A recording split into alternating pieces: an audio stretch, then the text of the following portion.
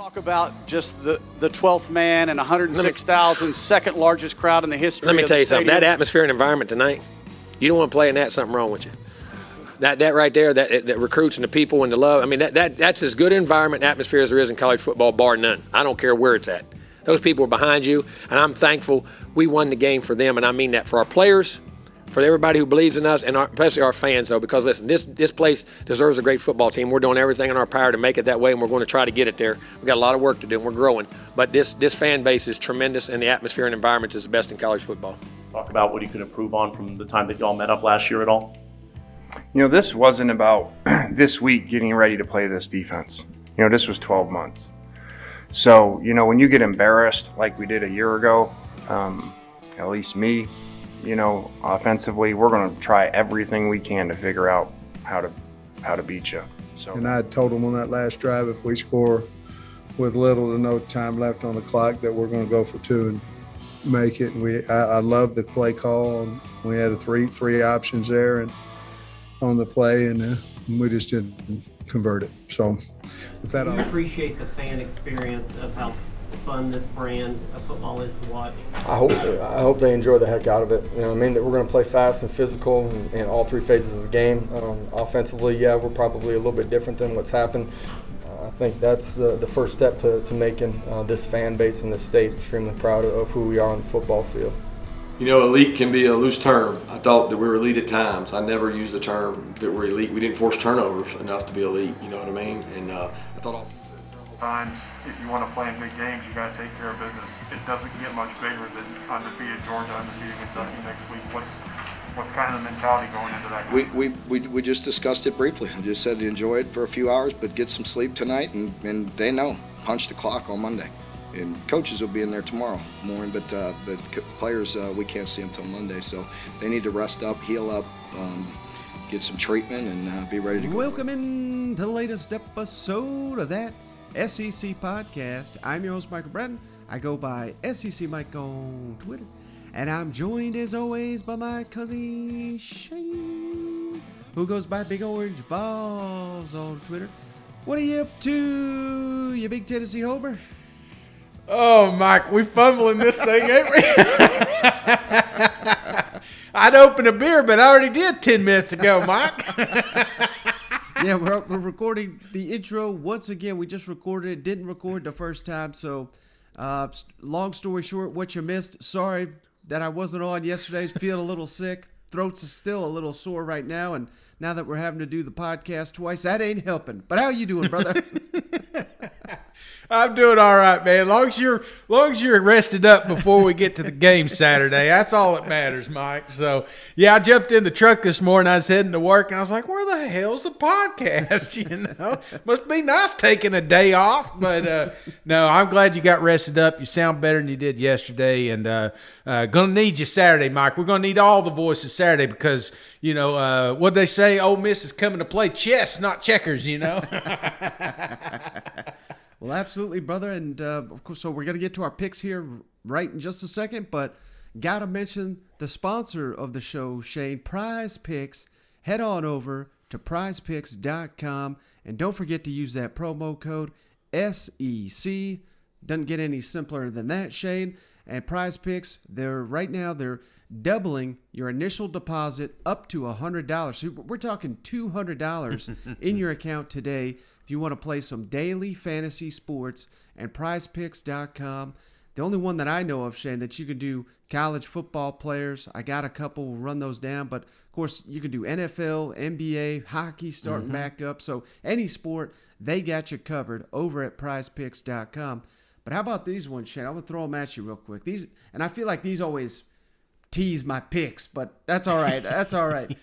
Tank Bigsby, the outstanding Auburn running back. I got him under 94.5 rushing yards against Arkansas. What do you think about that?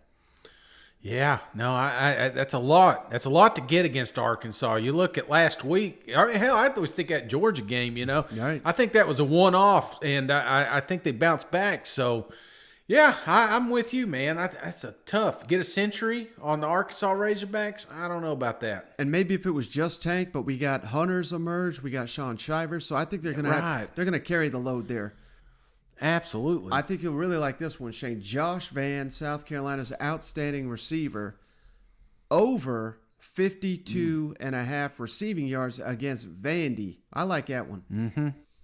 Buddy, there's not a lot of weapons on that team, and that's one they got to start getting involved. And I think that showed up last week when they were just needing to catch up. They weren't able to do it. So I think they try to work some kinks out against Vanderbilt this week, and who better than my man Van? How about this one, Shane? Is that a shirt yet? Is that a shirt? Because if it's not, I coined it. KJ Jefferson over a half a rushing touchdown against Auburn. So obviously he just needs the one rushing touchdown. And KJ Jefferson, there's not a better quarterback in the SEC in my mind than the way he's playing. So all he's got to do is get in the end zone once on the ground. I think that's a safe bet. Oh, Mike, I mean, you want to talk about a safe bet. They have these things in the NFL to first score.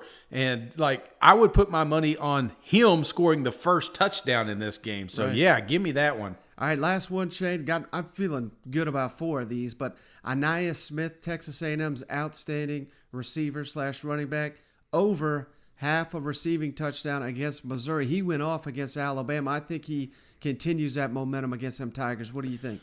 Absolutely. Texas A&M's finding an identity, and it starts with this running game and the passing from the running backs. Mm-hmm. But all right, buddy, so that's all I got on the Prize Pick selections. You ready to make our picks heading into the weekend? Hell yeah. And before we get too far, don't forget, at the end of this, we're going to read some reviews. So if you got yourself an Apple product, be sure to jump on there and give us a 5-star rating. If you do, take a screenshot, email it to thatsecpodcast@gmail.com, and Mike will get you a koozie out your way. And don't forget that address. About half of you forget that. Yeah. Hey, yeah, send me a koozie. Okay, where? Where do you want it? But all right, buddy, let's make our weekend picks here. Let's do it. All right, first game on the docket, Shane. Vanderbilt at South Carolina, and Gamecocks favored by 18.5 points. The over-under's at 50.5. This game's at 4 o'clock Eastern, 3 o'clock Central on the SEC Network. And how about this, Shane? South Carolina's won 12 in a row in this series. They lead all-time 26-4 against the Commodores. Who are you liking the matchup? Oh, Mike, it's been a while since South Carolina had a complete game. I mean, they had a complete meltdown the first half of last week against Tennessee. Mm-hmm. But I'll say that second half team was a different team. I think they got to realize that they've got a really good defensive front. I mean, you want to talk about pressure. These guys are going to be able to get pressure on Vanderbilt. They're going to be able to kind of mimic a little bit what the Florida Gators did last week, I think. Unfortunately, I mean, I know we keep saying this week after week, but Vanderbilt's just not there, man. Vanderbilt is a tune-up game that's in the SEC, and that's what South Carolina needs, man. They need a comfort victory. They need to go out and put this thing away, and I think they need to find this identity. You look at some of the games that they played, and it's like, who are you? What are you trying to create? We talked about, again, my man Van. Get him involved. I kind of teased it there at the start of the season, or start of this show. I think that you really need to get this off. Like, if there's a team that you can practice getting your receivers more involved and get Doty some damn confidence, it's the Vanderbilt Commodores. This thing's at home. There's no reason you should lose it. It's at 4 o'clock. There's going to be fans out to this thing. I like South Carolina, and I think they win. I think they win comfortably. I think this is a good victory for them. Move them to 4-3. I like the over. South Carolina 42, Vanderbilt 14. Ooh. Yeah, I like a lot of what you had to say there, Shane. How about this? If you love scoring, stay away from this one. South Carolina, number 13 in the SEC, 22 points scored per game. But Vanderbilt, even worse, dead last, 13 points per game. The Commodores are scoring. And I think my favorite thing you said there, South Carolina, I mean, what is the identity on offense? Because I don't know what in the hell it is.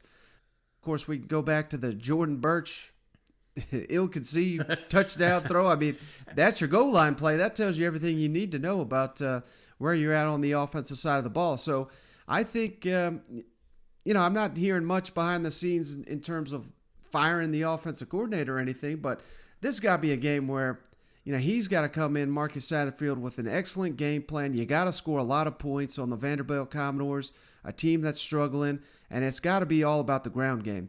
If you can't run on the Vanderbilt Commodores, you got no chance the rest of the way. So, I think there's a lot of pressure on South Carolina in this one, and on Vanderbilt, you got nothing to lose going into this one. So a little bit of pressure here, but at the end of the day, South Carolina, as bad as they've looked in the last couple of weeks, significantly better team than the Vanderbilt Commodores. I think this is a get-right game. We got to get Luke Doty some confidence too, Shane. And that's it. If you can't get him going in this one, man, it ain't going to happen this season. You know what? So I'm right there with you, and I'm locking this one up early, brother. I'm going South Carolina 33, Vanderbilt 10. Give me them Gamecocks and the points. Did you lock? Lock it up. Damn, Gina. So I'm with you. I think this is a South Carolina game that, like you said, they need it, man. They need this. I think Doty needs this. The fan base needs this. The running backs need this. That damn offensive line needs this. They need a game that we don't walk away saying Vanderbilt's got an awesome defensive front. They don't. Right. You got this. If you toe-to-toe, there's no reason that you shouldn't have push on the front of that offensive line. So, this is definitely a get-right game for South Carolina. All right, next on the docket, Shane, number 21, Texas A&M. Great to be back in the top 25 at the Missouri Tigers. The Aggies favored by 9 points. The over-unders, 59.5. Texas A&M leads the all-time series 8-7, but Mizzou, Shane, 2 in a row they've won.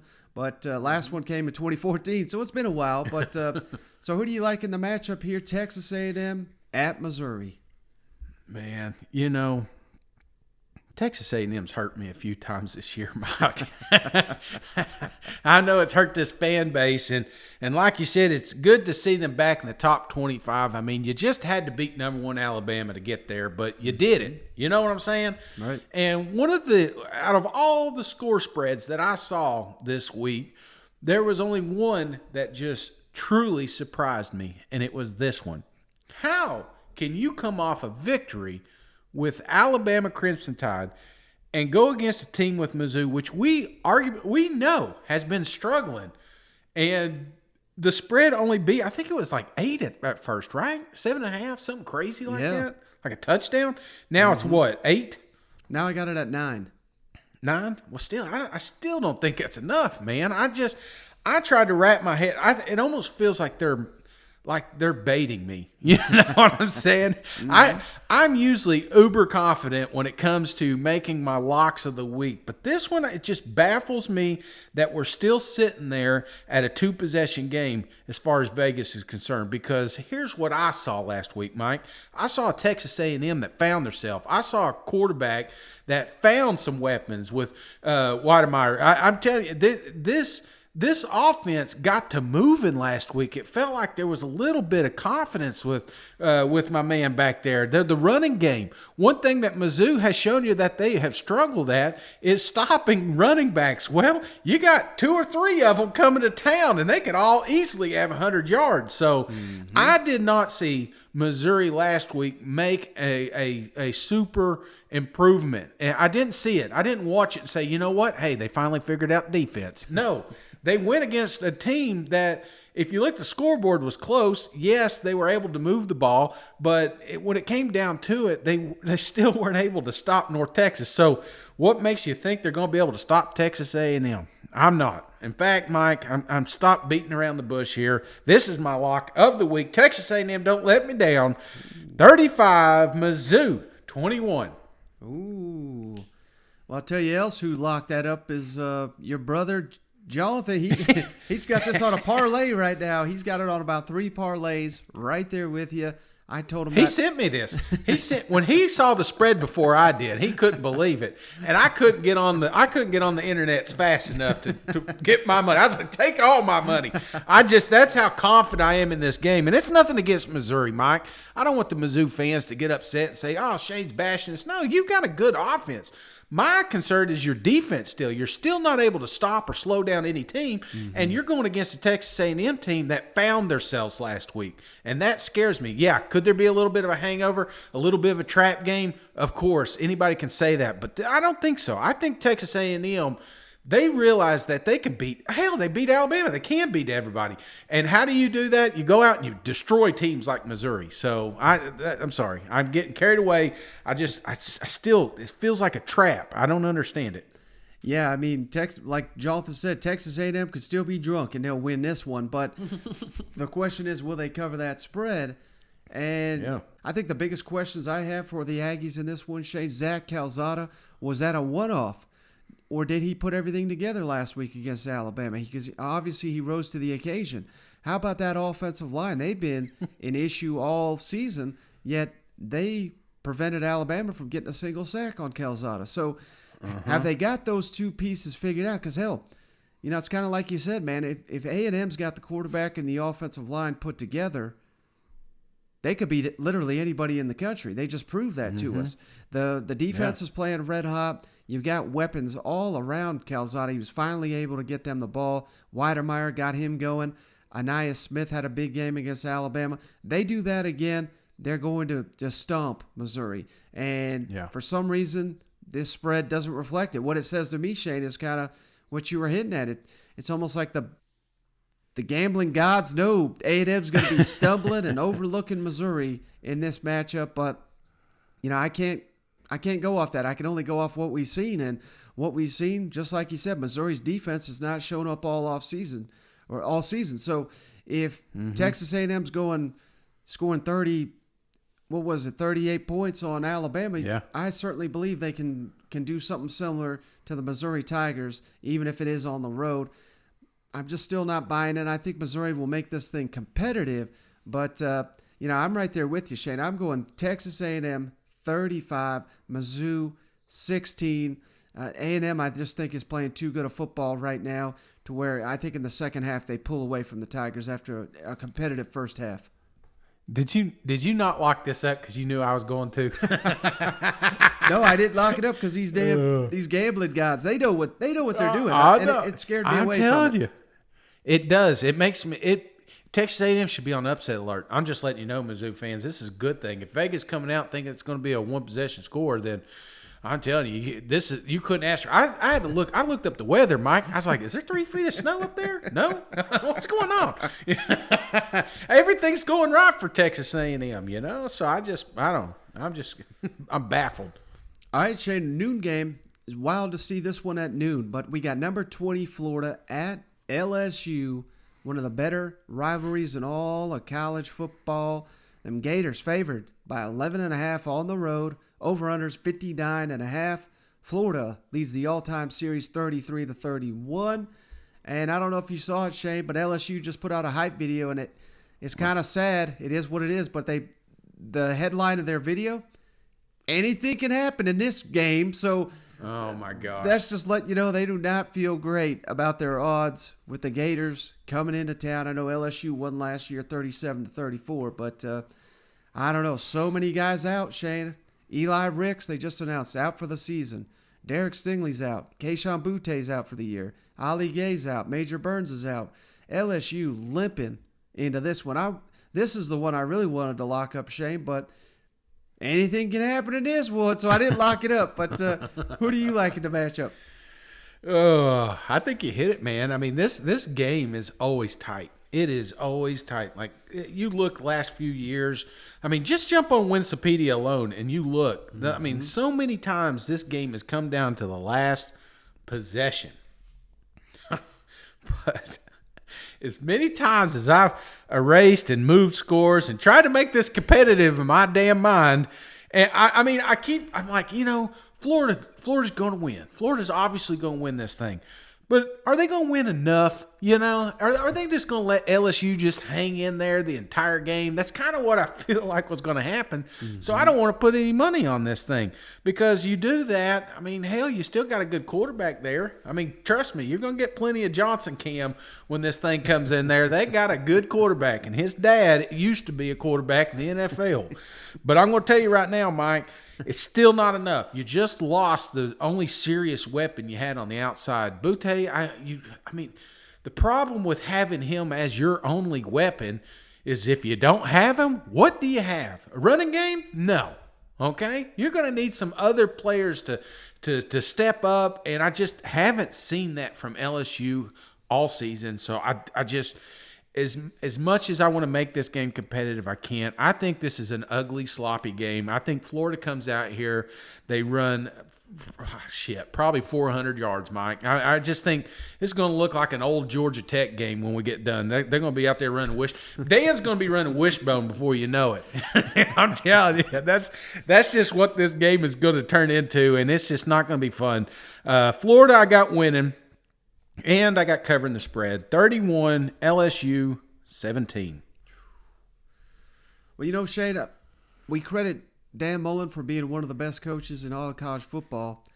Coach O, he is 2-2 against them, so that's something to consider.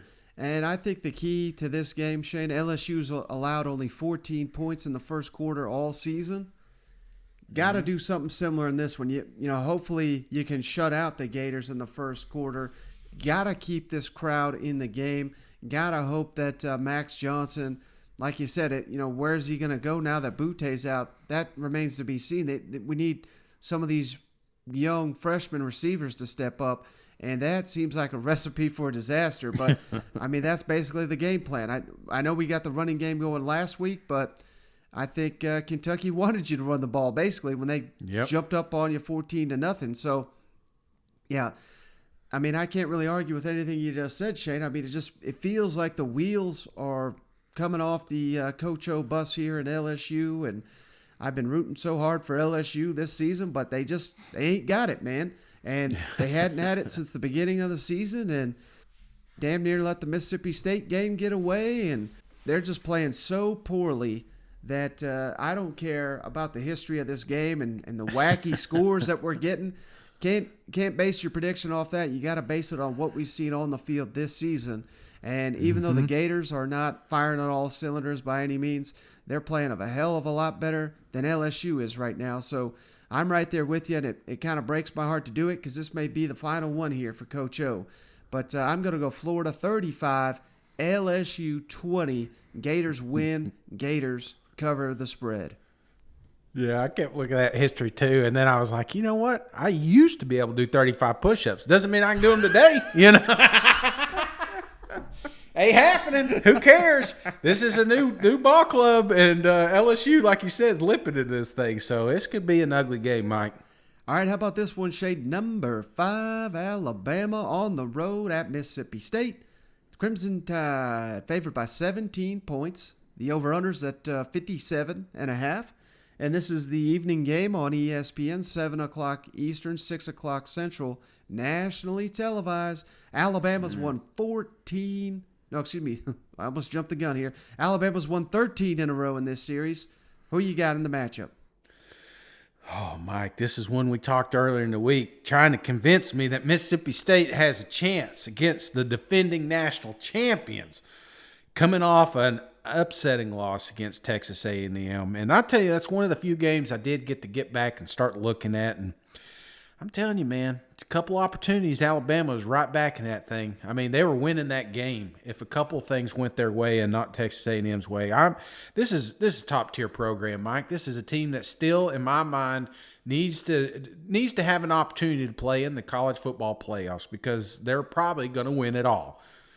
But you're coming off a tough victory, and how do these boys handle it? Do they have the senior leadership in that locker room to get focused? You know, I mean, it's easy when you got Coach Saban breathing down your neck and telling you about the rat poison and all that stuff. But when it comes down to it, you got a team that didn't lose a game last year. Some of these kids have never lost a collegiate game.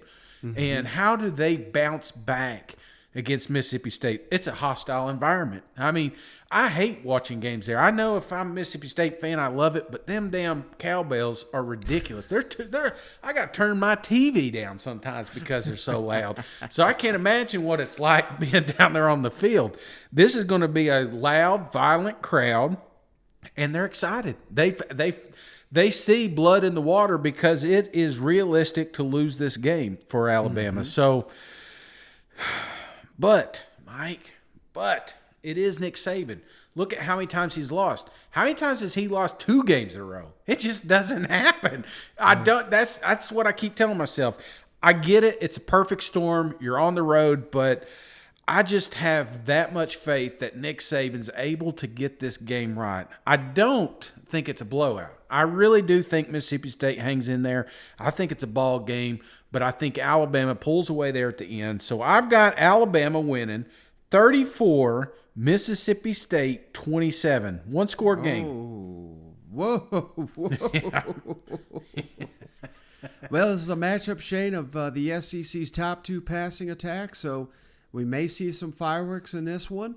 I was surprised to find out that Alabama, they've just got 12 sacks this year, Shane, and that's number 11 in the SEC. So they're not really getting to the quarterback like we thought they would. And could that play a factor? Because, that's what Mississippi State loves to do. They love to throw it all over the yard. Mississippi State, they've got the number 8 rushing defense in the country, Shane, and that's kind of Alabama, in the last couple of weeks, that's what we've seen them want to be able to do, just pound that B-Rob at opposing defenses. Can they do that? I don't know against Mississippi State. So there's a lot of things here that I think favor Mississippi State. How about this one, Shane? Alabama, this is going to decide the game. Third down on both sides of the field. Mm-hmm. Alabama, number 2 in the SEC in converting on third down. But Mississippi State, number 2 in the SEC in stopping people on third down. So, man, some interesting matchups going into this one. How will this Alabama team respond? I'm kind of, I'm liking your score prediction here, Shane, because I've been singing it from the mountaintops. I do not think Alabama is quite as elite as they normally are. Now, are they a top 4 team? Probably, but we're used to Alabama being number 1, and that's kind of the point I'm making. So I don't think they're just going to go into Starkville and just destroy Mississippi State, even if Saban's been riding them pretty hard to bounce back this week. So I think the Mississippi State, again, it's kind of unfortunate because Ole Miss got a bye week before Alabama. It seems to mess with their rhythm. Will that happen to Mississippi State? We'll find out on Saturday. But they were playing the best football they played all year when they beat Texas A&M. Now they had 2 weeks to prepare for Alabama. So we'll see if that plays any kind of factor in the momentum scale. But I like what you had to say, Shane. I like Alabama to win the game, but I really like Mississippi State to cover. I didn't have the guts that you do to have it a 1-score game, but I think it's pretty close, Shane. I go Alabama 31, Mississippi State 21. So you still got them covering. Okay, Mississippi State. Yes, sir. Yeah. It wouldn't surprise me if they backdoor this thing, but I just feel like it's a close game going into the fourth quarter. I really do. I think Mississippi State hangs in there, and Alabama just barely pulls away there at the end. All right, Shane, how about this one? Auburn at number 17, Arkansas. Razorbacks favored by 4. The over-under's at 54. And, man, this game's at noon. Arkansas, I think they're scheduled to be on noon for the rest of time. This will be on CBS, though, because we got us a doubleheader, SEC on CBS. Auburn has won 5 in a row in the series, and that's the longest in series history. And last year, of course, you got to count Auburn winning, but did they really? I don't know. I don't really count that. How about you, buddy? So who you got winning this year? Oh man, yeah, I'm with you. Let's don't talk about the past, Mike. Let's don't bring it up. Let's bring up some positive things here. You got 2 programs that I don't know. I think they're further along than you would think. I mean, you look at what Sam's done since last year to this year. I'm sitting there. I was watching. I was talking to somebody about that damn Arkansas Western Kentucky game. Do you remember that one? I mean, think about it. That's where your program was. just a couple of years ago, and where it's turned into, you're beating teams like Texas, you're beating teams like Texas A&M that beat Alabama. I mean, you are playing top shelf football, and has it been perfect? No. I think obviously the competitive depth has really kind of reared its head there, the last two losses that they've had, but you still got a really good program, man, and you've got good fundamental football, and I think you got a quarterback that nobody talked about coming into the season that is giving everything he has, man. Mm-hmm. I tell you that there's who cares about champions of heart, whatever that saying was that Butch used to have, but I'm just saying the kid's got it, and if he has an opportunity to get in the end zone, he's going to find a way to do it. I love KJ. I just think he's really turned a leaf, man. He is an SEC quarterback. Auburn had a rough week. I think the one thing that concerns me about Auburn is the letdown. They played Penn State like crazy, but then they came back the following week and they just ho-hummed and barely got past Georgia State. Mm-hmm. Now, what did they do? How did they bounce back from a Georgia game? Another one I think was the scoreboard doesn't – I don't think it really – Auburn there for a minute, halfway through this game, was in it, man. A couple of things go their way. They're hanging in there with the number one team in the country. And I think, again, you're going to have a little bit of a letdown coming into Arkansas. So that's why I've got Arkansas winning this thing. I'm not convinced that Auburn has the ability to bounce back after that tough-fought physical game last week and then – go toe-to-toe with Arkansas Razorback, which has one of the best fan bases in the country, man. They haven't gave up on it, man. Arkansas fans will be there. Arkansas fans are expecting to win, and that is going to be that's going to be a hostile environment, and it's going to be a tough one for Auburn to win. And I think that's why they lose, man. It's just the bounce back factor, the fact that now I would say this, Mike, if this was in the Plains, I think I would have flipped this score, but the fact that it's at Arkansas, I've got to go them getting the last score. 35, Auburn 28. Ooh. KJ has 3 touchdowns. One rushing, let's hope. No, they're all three rushing touchdowns. Ooh, okay. Well, speaking of KJ, Shane, he's the only SEC quarterback with 1,200 passing yards and 300 rushing yards. So he's doing it both ways. He's really affecting the game. Of course, Bo Nix on the other side, he takes a lot of heat, but 256 passes he's thrown without an interception. That's currently an Auburn record. So we got a battle of experienced, productive quarterbacks here going head-to-head. Last season, I think that really plays a key motivating factor for them Arkansas Razorbacks. I think the defense, more than anything, Shane, I don't want to say they got exposed last week. I think they just got, where Arkansas has its biggest issues is at corner. And, man, those guys got burnt last week. There's no way to slice it any better. The defense failed in that regard. But the great thing about this matchup, Shane, Auburn doesn't have any receivers that can beat you. Yeah. Outside of, Robertson's, he's all right. He's their leading receiver, the transfer from Georgia. But, he's nowhere near any of these guys that Ole Miss had. And, for all the praise I give Bo Nix, he's no Matt Corral either. So right. I think Arkansas has a big bounce back on that side of the ball this week. It's going to come down to them being able to corral Tank Bigsby and Jarquez Hunter, Sean Shivers in that running game, because I think that's what Auburn is going to try to attack this Arkansas defense with after Ole Miss had so much success kind of gashing them on the ground last week. That's got to be pivotal for the Razorbacks.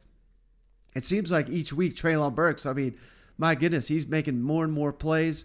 KJ Jefferson's gaining more and more confidence. I think Arkansas right there with you, Shane, not only wins this game, but I think they cover. I go Arkansas 27, Auburn 17. First time Arkansas has been favored in an SEC game under Sam Pittman in the conference, and they get it done this week. Why do you hate Auburn, man? Just kidding. I can't figure them out, man. 1 week I bet against them. They're gangbusters. One week I say they're done. They win it. You know what I mean?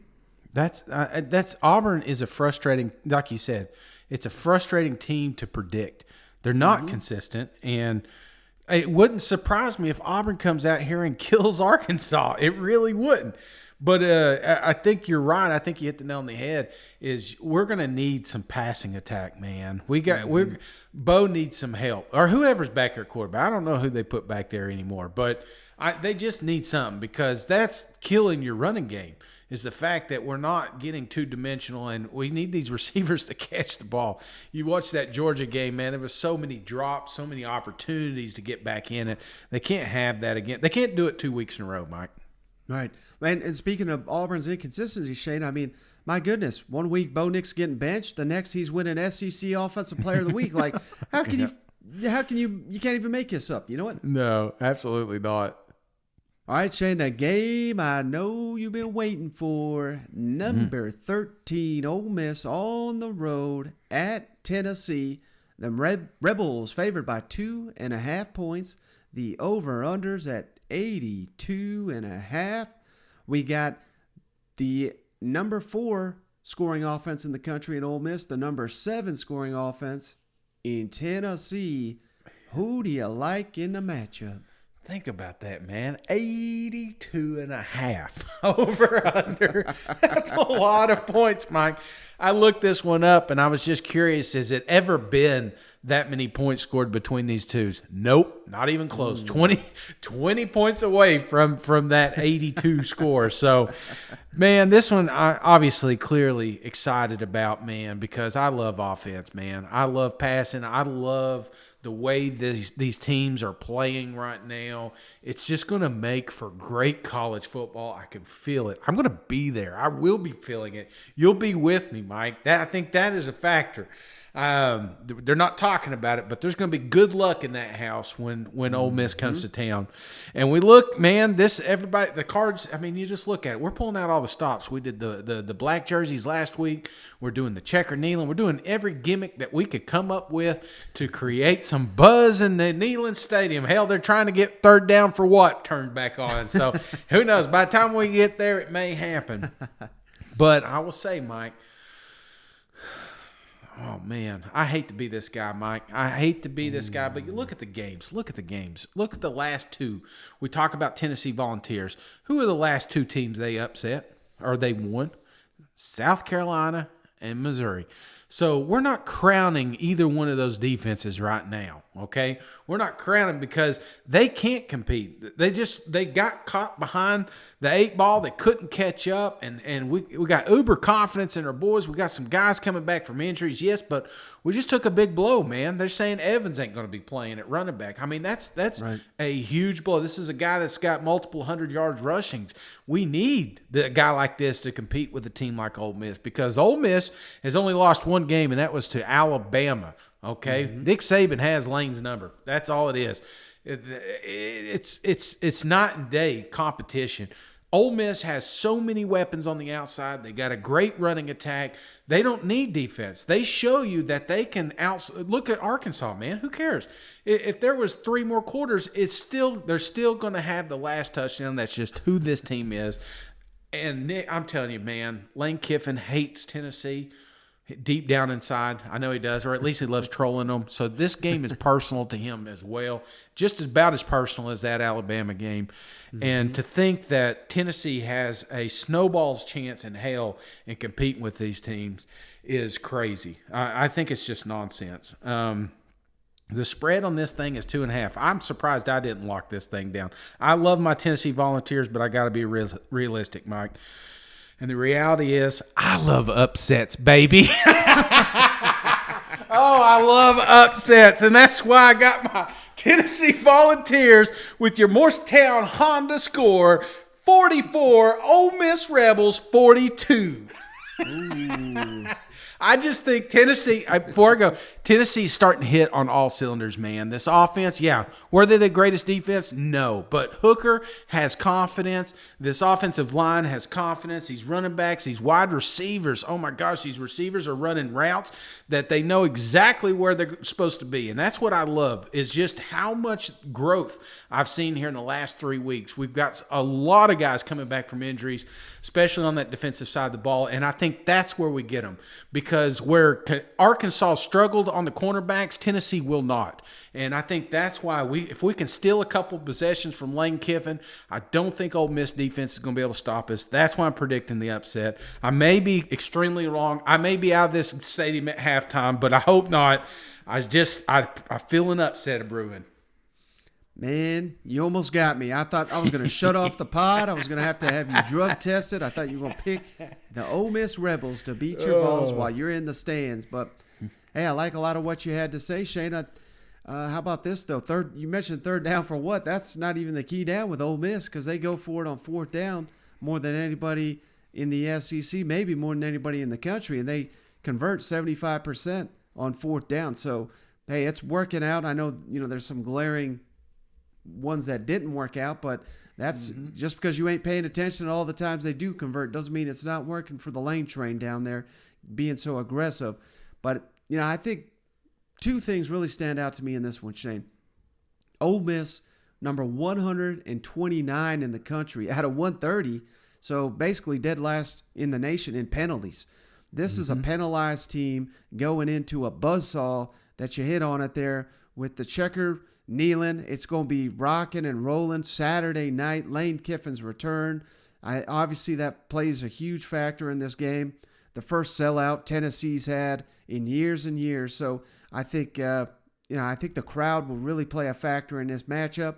And, one thing that Ole Miss, they had to go to the wire, as we all know, with Arkansas. They had guys playing defensive snaps, 80, some 70 snaps. I mean, this is a team that really doesn't have the depth on the defensive side of the ball. And with all the snaps they had to play last week, they're going to probably have to play 100 snaps this week, considering they're playing Tennessee and Josh Heupel, and considering the fact how fast their offense goes. So I think this is a really tough matchup. I really do, for the Ole Miss Rebels, and particularly that defense. I know Tennessee's been coming out hot here in the first quarter the last couple of weeks. I think the script is flipped, so to speak. I think Ole Miss is going to be the one that comes out hot, jumps on the Vols early, but I think as long as the crowd stays in the game and Tennessee continues the momentum on the offensive side of the ball, I'm right there with you, Shade. I think in the fourth quarter, Tennessee is the last team with the ball and the last team that scores. So upset special, Shane. Tennessee 42, Ole Miss 38. We both got them Vols winning. Come on now. All right, Shane, last matchup here. CBS on SEC on CBS, game of the week. Number 11 Kentucky, number 1 Georgia. Them Bulldogs favored by 22.5 in Athens. The over-unders at 44.5. First time ever, if I'm not mistaken, two SEC East teams have met with a 6-0 record heading into, this is a de facto SEC East championship. Georgia won last season 14-3. I remember Shane lost money on that one. So hopefully you win it this week, brother. Who you got in this matchup? Oh, Mike. Here's the deal, man. I made a deal with myself that I would, under no circumstances, bet against the University of Kentucky. Because they have hurt me so many times. Just when you count them out, every single time you count the Big Blue Nation out, they find a way to get a victory. I'm watching the UTC game. I said, there's no way they're going to win. Yes, they win it. No way it should have been a game, but who cares? It's not who you're playing, how you're playing. It's how you end the game.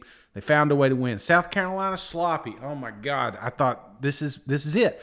I said South Carolina's going to win this game. Nope. Kentucky. Florida. No way in hell are they going to be able to beat Dan and the Florida Gators. It's just impossible. This team's too good, top to bottom. You can't compete with them. And guess what? Again, They compete with them, and they win.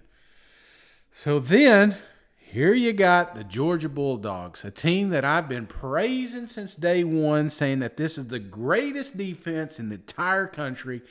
And every time they play, doesn't matter who it is, they find a way to make the teams one-dimensional and shut them out, and they just steamroll them.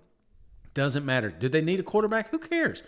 They could play anybody at quarterback. Georgia still finds a way to get points. They still find a way to stop people from getting points. So then you look at this game, and I made the deal with myself. There's no way I'm going to bet against Kentucky. But I've got to bet against Kentucky, Mike, because when you look at these two ball clubs, I understand Kentucky is undefeated, 6-0, hasn't been that way since – 1890 or something. I don't know what the stat is. It's crazy. Georgia is playing awesome right now. Not just on defense, man, but their offense even. They're able to run the ball, and people sell out every single time, and it opens up these one-on-one matches going deep, and it doesn't matter who's at receiver. I got corrected 10 times about that little kid there playing receiver at Georgia. I ain't even going to say his name because I know I'm going to mess it up again. But I don't care who it is out there, Mike. Georgia finds a way to move the ball. They find ways to stop the ball. They're going to Athens. This is it, man. Everybody's tired of the 1980 jokes. You can't have 1980 jokes and play a close game with Kentucky Wildcats. And I just don't see it happening this week. So give me Georgia.